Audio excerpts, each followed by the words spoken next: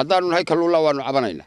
waxaanu ka cabanaynaa wal baan baa wax bixiya baa la yiraahdaa waligayaba maarag siminaara la keenaa maarag suuqaas dad laga soo qoraa suuqaas dad laga soo qoraa hargeysa qaar laga qoraa oo jiyo ka qoraan waligayaba dawladda hadday wax bixiso ma aragno de waxaanu leenahay maamulka gobolka iyo maayarka gobolka kalluunlahan la leeyahay siminaaray furaana wada suuqa laga soo qortay kuwii wal baa ku bixiyeen suuqa laga siiyay war dawladda gobolka waxaanu leenahay hanala xidhiidh waa ka kalluun la weyn waa ka cadaalad bay u baahan tahay halkani ragga la soo celiyo ayuu u baahan tahay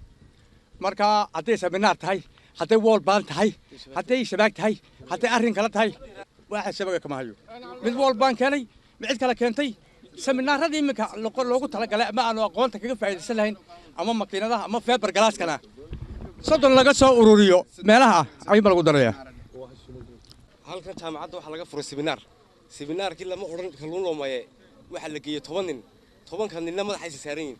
waxaan u baahanahay wax cadaalad eego oo noo yimaada oo wax nala qabta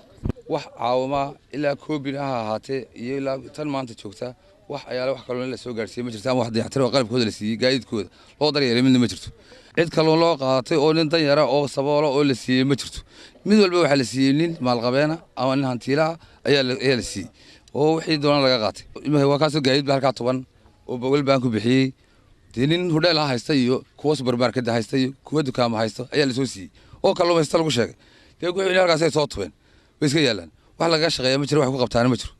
laakiin ma aha in hudheel kale badal lagu maalgeliyo ama ka supermarket kale